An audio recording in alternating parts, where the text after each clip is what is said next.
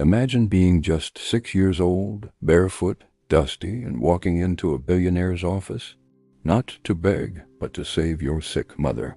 One little girl's courage will shock the world, and what happens next will leave you in tears. So grab your popcorn, sit back, and get ready for one of the most powerful stories you've ever heard. And if you're new here, don't forget to subscribe and hit the like button, turn on the notification bell to support more inspiring stories like this one. Subscribe for more content. It was a bright Monday morning in Lagos. Cars honked, vendors shouted, perfume mixed with the smell of roasted corn, and people hurried into tall glass buildings with their expensive shoes clicking on marble floors. But among the crowd, one person didn't fit in. A small barefoot girl, no older than 6, walked slowly across the busy street. Her name was Amara. Her tiny feet were dusty, her face streaked with dried tears, and her small hands clutched a black nylon bag tightly to her chest. That morning, her mother, Ngozi, had fainted again. The sickness was getting worse. The nurse had shouted, "If you don't bring money today, we'll stop treatment." Those words echoed in Amara's head like thunder. She didn't know any rich person, but she had heard stories about a man named Mr. Kene Okafor, the cold billionaire who owned the tallest building in the city, Okafor Tower. People said he was heartless, powerful, and too busy to care about anyone. But Amara didn't care. She wiped her tears with the edge of her torn dress, took a deep breath, and pushed open the giant glass doors of Okafor Tower. The security guards stared in disbelief. "Who let this child in here?" one barked. "Go home, small girl. This is not a playground." But Amara didn't move. Her voice trembled as she said softly, "Please, sir, I'm not here to beg. I need a job. My mommy is sick. I don't want her to die." The guard laughed, shaking his head. "Job? You?" Amara sat quietly by the reception, clutching her nylon bag, refusing to leave. People whispered, some mocking her, some pitying her. Then a woman named Tola, the CEO's secretary, noticed her. She walked over gently and knelt. "What's your name, my dear?" "Amara," she whispered. "Please, I can wash or sweep. I just need money for my mommy's medicine."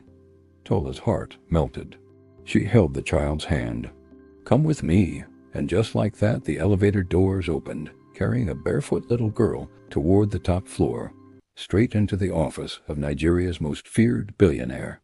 The elevator doors slid open with a soft ding.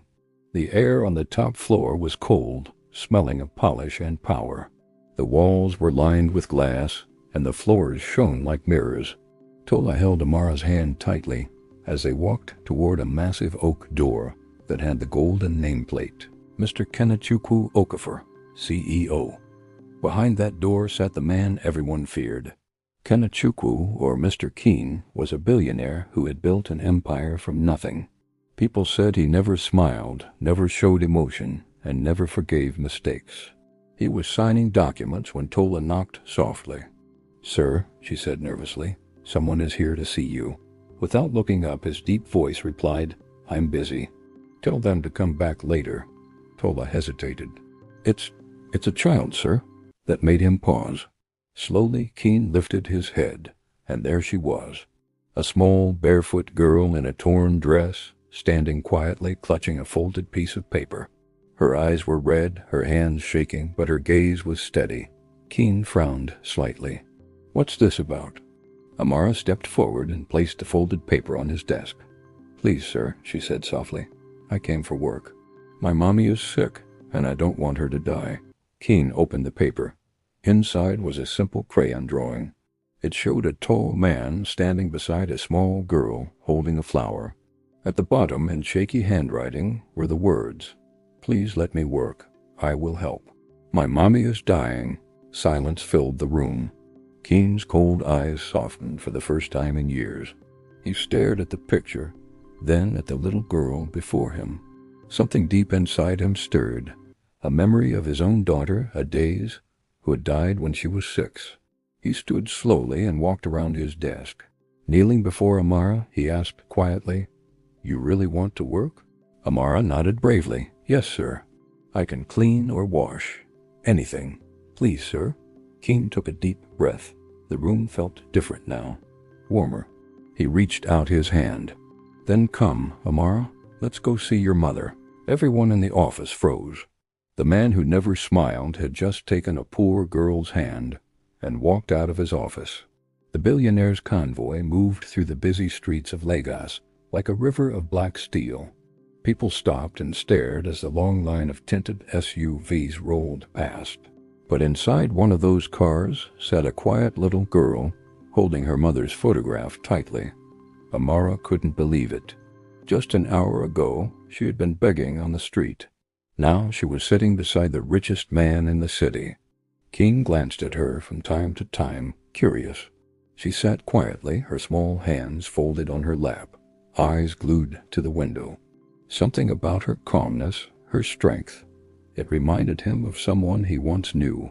Finally, they arrived at Ifeoma Memorial Hospital, a small, underfunded clinic. The smell of disinfectant and sweat filled the air as they stepped inside. The nurses froze when they saw Kene Okafor himself walk in, followed by his assistant Tola and a timid child. "Where is her mother?" Kene asked, his deep voice echoing through the hallway.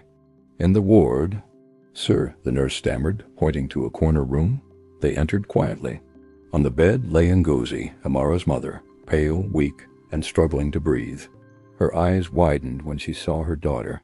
"Amara, my child," she whispered. Amara ran to her side, holding her hand. "Mama, I brought someone. He will help us." Kene walked closer, his expression unreadable. For a moment, Ngozi seemed confused, then shocked as realization dawned. You're Mr. Okafor," she said faintly. He nodded. "Your daughter came to my office today. She said you were sick." Tears filled Ngozi's eyes. "She did that for me?" Kene looked at the frail woman, then back at the brave little girl beside her. Without another word, he turned to Tola. "Get the best doctors. Money is no issue. Transfer her to St. Gregory Specialist Hospital today." Everyone gasped. Ngozi tried to protest weakly, but Kene raised a hand. "Rest, madam. Your daughter has done what most adults cannot. She moved a mountain." Amara smiled through tears as nurses hurried to prepare her mother for transfer. For the first time in years, the billionaire who had closed his heart felt it beating again. News of what happened at Ifeoma Memorial spread through Okafor Industries like wildfire. The billionaire, who was known for his stone heart, had personally taken a sick poor woman to a private hospital. Some said it was fake. Others said the child must have used charm. But one woman, Madame Lara, the company's head of finance, didn't hide her disgust. During the morning briefing, she tossed her long braids back and said loudly, "So our almighty CEO has turned into a charity worker? Since when did this place become a motherless home?" The room went silent. Even Tola, the secretary, froze. "Madam, please lower your voice," Tola whispered. "He helped a child." "What's wrong with that?" Lara sneered. "What's wrong? Everything. That's how these street children start using pity to climb into rich men's lives. Today she's helping her sick mother. Tomorrow she's living in the mansion." She laughed mockingly. Everyone stayed quiet, afraid to speak. Just then the door opened, and Mr. Kene himself walked in. Silence fell instantly. Lara's fake smile appeared. "Good morning, sir," she said sweetly. But Kene wasn't fooled. He looked at her, his eyes cold again. "Miss Lara," he said slowly, "I heard you had something to say about my decisions." Lara's voice trembled. No, sir. I was only saying—" "Enough," Kene interrupted. "Do you know what true wealth is?" She blinked. "Sir?" He leaned forward. "It's not cars or buildings. It's compassion. That girl showed me that yesterday. While you, with all your education and position, showed me arrogance." The room was silent again. Kene's voice softened, but carried weight. "From today, every month, this company will sponsor medical care for 10 poor families, and I will personally oversee it." Lara's mouth fell open. "Sir, that's not in the budget." Kene gave a slight smile. "Then cut your entertainment allowance. That should cover it." The staff burst into quiet laughter as Lara turned red with embarrassment. As Kene walked out, Tola whispered to a colleague, "I've never seen him talk like that before." And deep down, even she knew, something in Mr. Kene Okafor had changed forever. Days turned into weeks, and Ngozi's condition improved miraculously. At St. Gregory Specialist Hospital, she received the best treatment money could buy. The nurses treated her like royalty, always whispering, "That's the woman the billionaire helped." Amara never left her side. Every evening she would kneel by her mother's bed and pray softly, "God, please bless the man who helped us." Meanwhile, in his mansion overlooking the Lagos lagoon, Mr. Kene sat alone in his study. The laughter that once filled his home was gone, replaced by silence. On his desk sat Amara's crayon drawing, the one that had changed everything. He looked at it every night. The stick figures, the shaky handwriting, the small flower between them. It made him remember his daughter Ades, who had once drawn something similar before she died. That night he called Tola. "Get me the address of that little girl's house," he said. Tola hesitated. "Sir, why?" Kene's tone softened. "Because I want to give them something," but quietly. The next morning, long before dawn, one of Kene's black SUVs stopped in front of a broken-down compound in a Jaguno. Inside, an old neighbor woke up to a knock on the door. When he opened it, he saw two men in suits carrying a large sealed envelope. "Please give this to Ngozi and her daughter when they return from the hospital," one of them said before driving away. When Ngozi finally came home weeks later, healthy and strong, she found the envelope on her small bed. Inside was a letter written in neat handwriting. "For Amara, whose courage reminded me that kindness is never wasted. Enclosed is a key to a new apartment in Surler and enough money to start again. Do not thank me. Thank your daughter for having the heart of an angel." Ko Ngozi wept. Amara hugged her tightly. "Mama, we have a new house?" "Yes, my child," Ngozi said through tears. "Because you believed?" Even when I had lost hope. That night, as mother and daughter slept peacefully for the first time in months, far away in his mansion, Kene looked at the same stars and smiled for the first time in years. The new apartment in Surler was like a dream. For the first time in her life, Amara had her own small room with curtains, a bed, and even a mirror. She would wake up every morning, kneel beside her bed, and whisper, "Thank you, God, and thank you, Mr. Kene." Her mother, Ngozi, had started a small food business just outside the building. Her jollof rice and beans soon became the talk of the street. Life was finally smiling at them. But one Saturday morning, as Amara helped her mother serve customers, a black SUV stopped in front of their shop. The windows rolled down slowly, and there he was, Mr. Kene Okafor. Ngozi froze. Her heart began to race. She quickly wiped her hands on her apron, unsure whether to bow or run. Kene stepped out of the car, dressed simply in a white shirt and jeans. No guards, no assistant, just him. He smiled faintly as Amara ran up to him. "Uncle Kene," she shouted joyfully, hugging his leg. He bent down and lifted her up gently.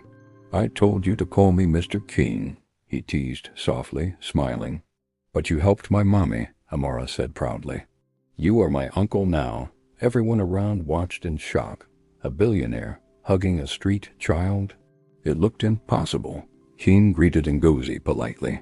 "I came to see how you both are doing," he said. Ngozi stammered, "Sir, I don't even know how to thank you. You gave us life again." He shook his head. "You don't owe me anything, madam. Your daughter reminded me what real love looks like." As they talked, Amara pulled Kene's hand toward the small food table. "Uncle, eat rice. My mommy cooks the best jollof in Lagos." Kene laughed, a deep, real laugh that startled even himself. He sat down and for the first time in years ate street food with joy. As they ate, Tola, his assistant, arrived unexpectedly and saw the scene. Her eyes widened.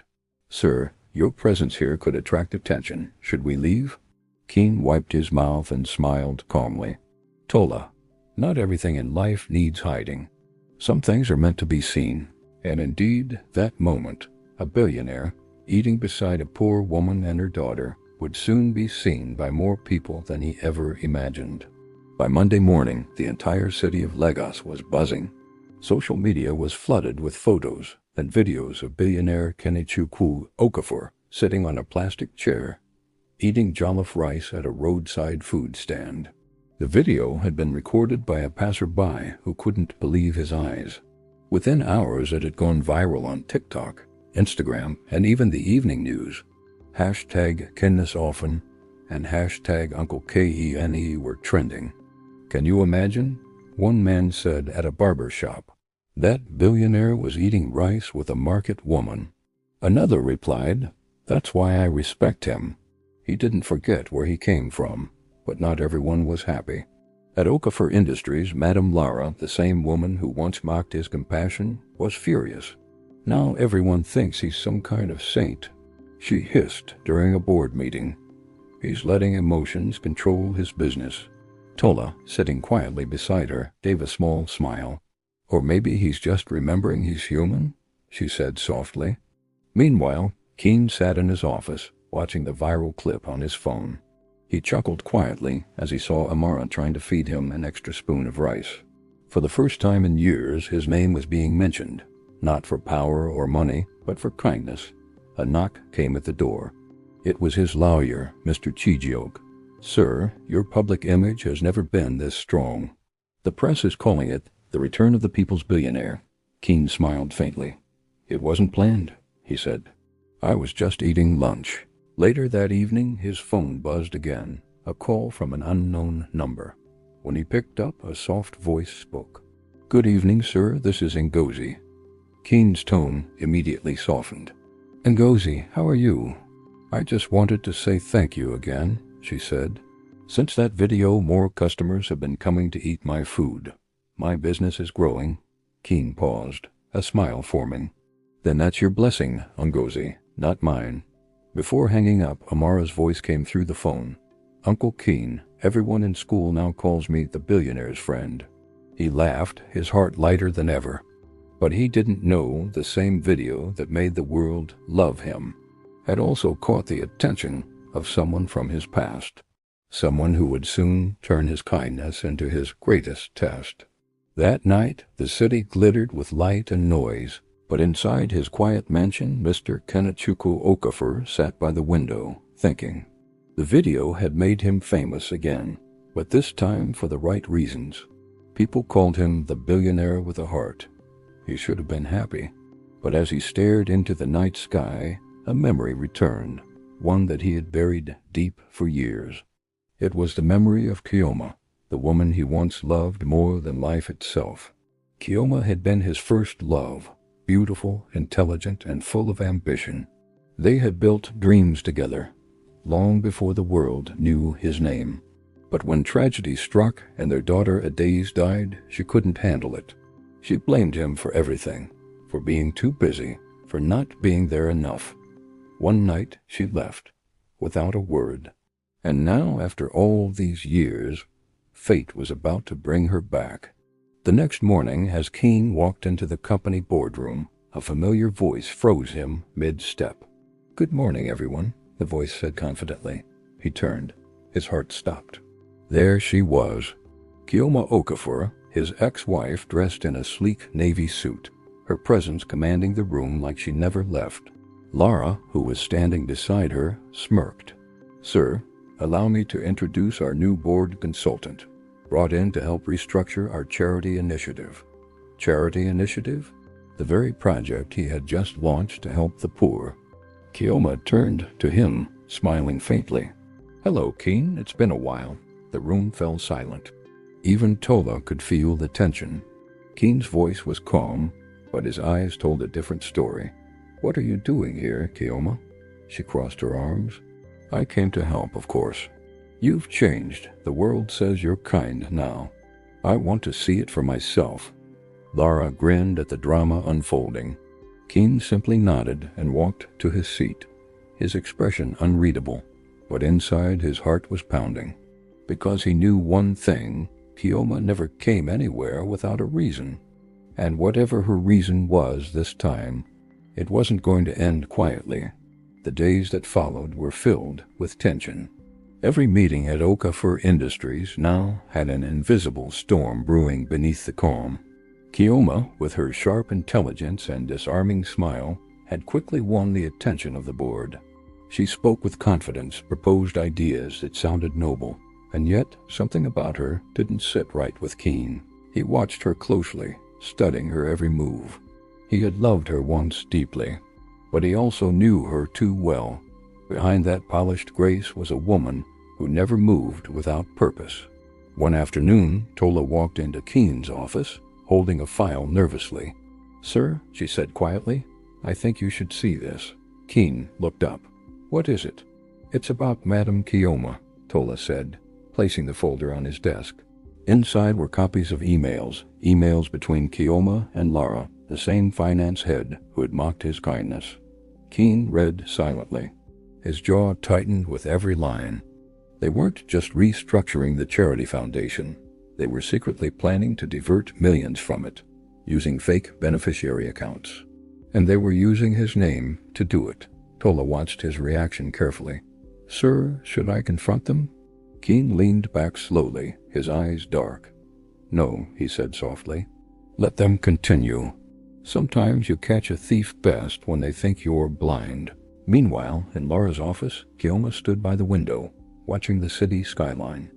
Lara smiled slyly. "Everything is going as planned. Once we transfer the funds, we can blame it on the poor family's mismanagement." Kioma gave a quiet laugh. "You think small, Lara. I'm not just after money. I want to remind Kene that he's not a saint, that his compassion can still destroy him." Lara blinked. "So this is personal?" Kioma's smile faded. "It always was." Back in his office, Kene closed a file slowly. He looked at Amara's drawing on his desk, the same one that had softened his heart, and whispered, "They want to turn kindness into a weapon. But they've forgotten even lions can smile before they strike." He pressed a button on his desk phone. "Tola," he said calmly, "get me the head of security. It's time to play their game. My way." The air inside Okafor Industries had changed. Smiles were tighter, whispers louder, and eyes more cautious. Something was about to happen. Everyone could feel it, even if they didn't know what it was. Kene Okafor had returned to his old calm. Not the cold, heartless calm of the past, but the calm of a man who had seen too much to be easily shaken. He called Tola into his office early one morning. "Are the security cameras in the boardroom working?" he asked quietly. "Yes, sir. They record both video and audio," Tola replied. "Good," Kene said, leaning back. "Then let's give our visitors the perfect performance." That afternoon, a meeting was called to review the Charity Foundation's progress. Everyone was present. Lara pretending to be loyal, Kioma sitting confidently beside her, and Kene silent, his face unreadable. Kioma began her presentation smoothly. "Our foundation has successfully dispersed funds to over 100 families," she said, clicking through fake documents. "We expect to expand even more by next quarter." Lara smiled proudly, unaware that her every word was being recorded and live-streamed directly to the company's external legal auditor. Kene listened quietly, his hands clasped. When Kioma finished, he nodded. "Impressive," he said softly. "Truly impressive. But tell me..." He stood, his voice suddenly colder. "If all this is true, why are there ghost accounts receiving millions every week?" The room froze. Kioma blinked. "What are you talking about?" Kene picked up a remote and pressed a button. Instantly, the big screen behind him lit up, showing every transaction, every signature, every fake name linked to Kioma and Lara. Gasps filled the room. Lara's face turned pale. "Sir, it's not what it looks like." Kene cut her off sharply. "It's exactly what it looks like. You both thought you could steal from the poor, from the same people this company was built to help." Kioma straightened, trying to regain control. "You can't prove I planned this," she said coldly. Kene smiled, that calm, dangerous smile. "Oh, I already did. The cameras recorded everything. Even your little chat with Lara about destroying me." The board erupted in murmurs. Keoma's eyes widened. For the first time, she looked afraid. Kene stepped closer. "You wanted to remind me that compassion can destroy," he said quietly. "But today it's compassion that exposed your greed." The moment the recordings ended, the entire boardroom exploded in shock. Some gasped. Others stared at Lara and Keoma as though they had just seen ghosts. Lara's hands shook as she tried to explain. Sir, please. I didn't mean to," Keoma said.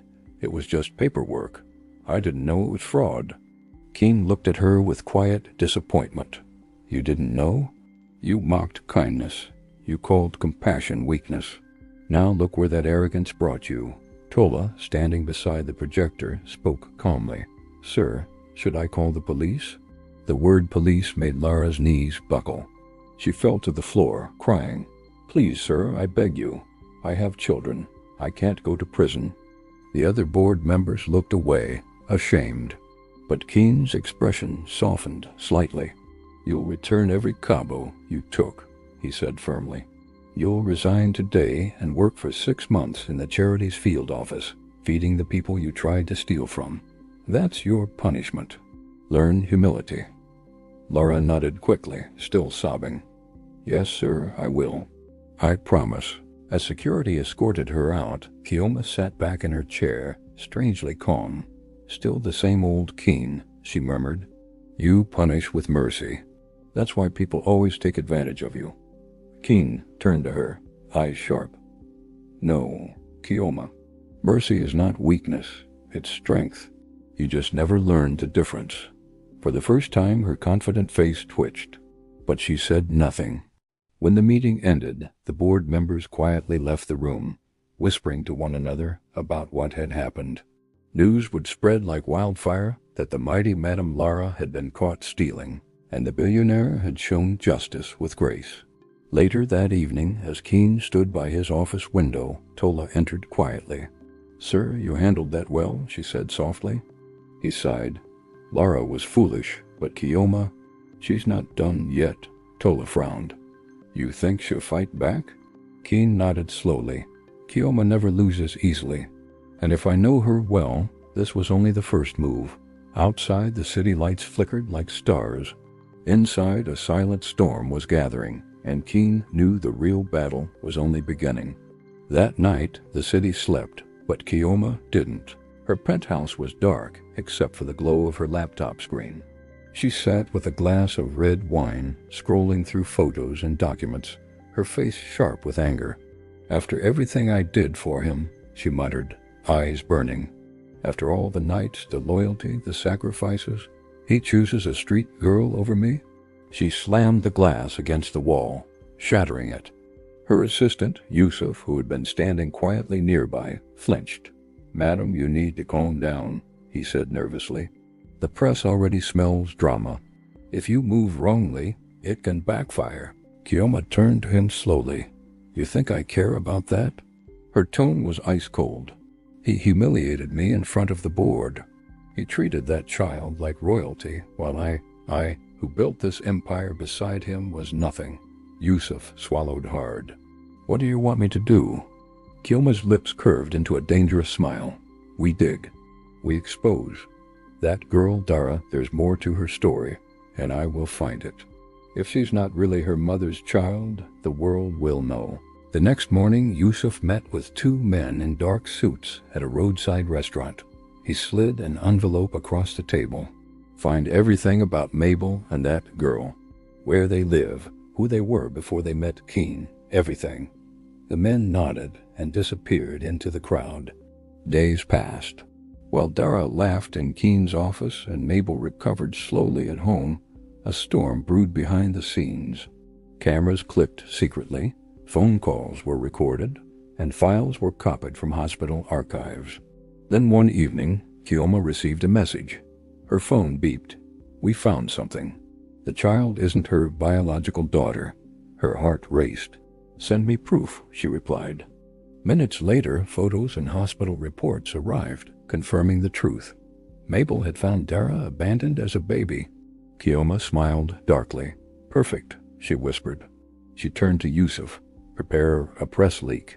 Title it, Fake Mother, Street Child, Billionaire Falls for Emotional Scam.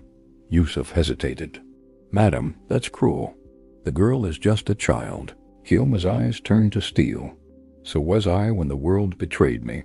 Now it's my turn to teach them how it feels. She leaned back, watching the city lights flicker. In her heart, a war had begun, and this time she planned to win. The morning was bright, too bright. The city was alive with noise, but inside Kene's office, a heavy silence hung in the air. His secretary, BC, burst in holding a tablet. Sir, you need to see this. Kene looked up from his paperwork. What is it? BC hesitated. It's trending everywhere. You and the woman you helped. She placed the tablet on his desk. On the screen flashed the headline in bold letters. Fake Mother, Street Child, Billionaire Falls for Emotional Scam. Kene's hand froze midair. His jaw tightened as he scrolled. The article detailed everything. Mabel's supposed lies, the truth about Dara's adoption, even photos of their new home. The comment section was worse. People mocked him, calling him foolish, naive. Some said Mabel had planned it all to trap him. Within hours, news stations picked it up. By afternoon, reporters had surrounded the hospital where Mabel volunteered. Cameras flashed in her face. Mabel, did you lie to the billionaire? Is that little girl even yours? Were you after his money all along? Tears streamed down Mabel's cheeks. She clutched Dara's hand and ran to the car. Please, stop, she whispered, her voice trembling. She's just a child. But the crowd didn't care. They wanted drama. They wanted pain. Meanwhile, in his mansion, Kene sat quietly, watching the chaos unfold on live TV. His phone rang nonstop. Board members, journalists, even friends warning him to distance himself. Then Tola stormed in. Sir, we need to issue a statement immediately. The stock value of your company is already dropping. Kene didn't respond. He just stared at the screen, at Mabel's tear-streaked face and Dara crying in fear. Finally, he said softly, Tola, find out who started this. I already did, sir, Tola replied hesitantly. It's Kioma. She leaked it to the press. Kene's eyes darkened. He stood up slowly. So it was her all along. That night, while social media burned with gossip and hashtags, Mabel locked herself in her room, sobbing quietly. Dara hugged her from behind. Mummy, don't cry. Uncle Kene will fix it. Mabel shook her head. No, my daughter. Sometimes even good people walk away when the world turns against you. But somewhere in the city, Kene was already planning his next move. Not to defend himself, but to defend them. Because this time the storm had broken, and he was ready to fight back. The next morning, Lagos woke up to chaos. TV stations buzzed, radio presenters debated, and gossip blogs exploded with updates. Billionaire's betrayal. That was the headline everywhere. At Mabel's compound, life became a nightmare. Strangers gathered outside, shouting insults. Some called her a liar, others threw stones at her gate. Dara stayed inside, trembling, clutching her small teddy bear. Mummy, why do they hate us? She asked in a small voice. Mabel knelt beside her and held her close. They don't understand, my love. One day the truth will speak for itself. But inside she was breaking. All her life she had worked hard to live with dignity, even in poverty. And now one woman's revenge had destroyed everything. Across town, Kene entered his office dressed in black. His face was calm, but his eyes burned with quiet fury. Tola followed him nervously. Sir, the board wants you to hold a press conference. They think your silence is making things worse. Kene nodded slowly. Then let's give them a press conference they'll never forget. By evening, the media house was packed. Cameras flashed as Kene stepped up to the podium. He cleared his throat, looked directly into the camera, and began, Good evening, Nigeria. Yes, I helped a woman named Mabel and her daughter. No, they did not deceive me. They never asked me for a single kobo. Everything I gave them was my choice, not theirs, reporters whispered. The room fell silent. Kene continued, his voice firm. The child, Dara, may not be her biological daughter, but love is not defined by blood. That little girl saved my soul when I had nothing left to live for. She reminded me of my late daughter. So if the world wants to laugh at me for loving like a father, let them. His voice cracked slightly as he added, but to whoever started this lie, understand this. Truth may walk slowly, but it never dies. The audience erupted in murmurs. Within minutes, the clip went viral. People across Nigeria began praising his courage. Meanwhile, in her office, Kioma watched the broadcast with trembling hands. Her plan was falling apart. Kene had turned shame into strength, and the people who once mocked him were now on his side. But the battle wasn't over yet, because the truth he had just spoken came with a price, and it was coming for all of them. The city held its breath. Lagos had witnessed the chaos, the lies, the betrayal, and now the quiet power of truth. At Mabel's home, the crowd outside had vanished.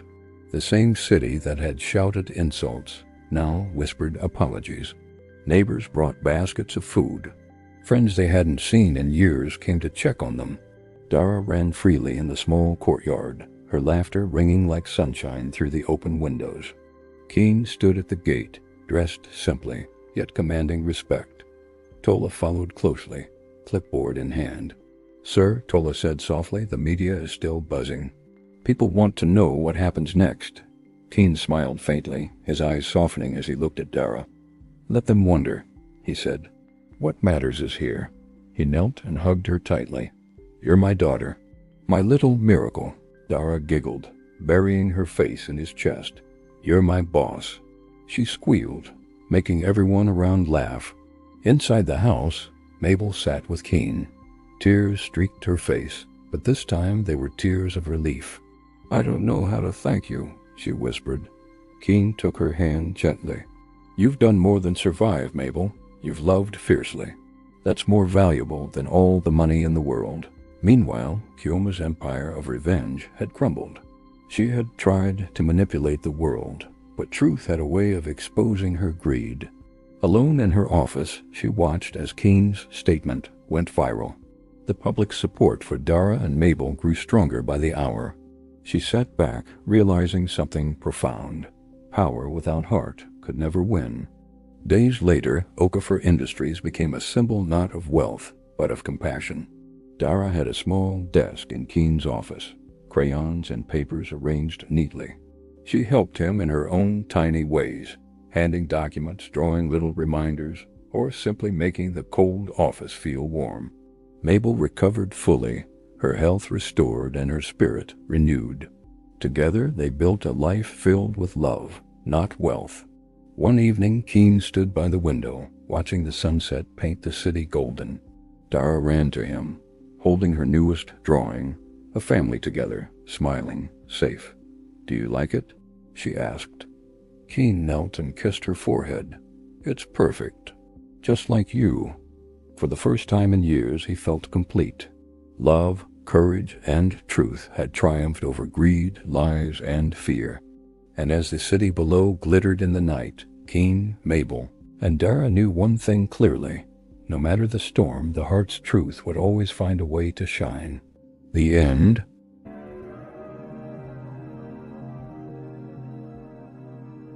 Subscribe for more content.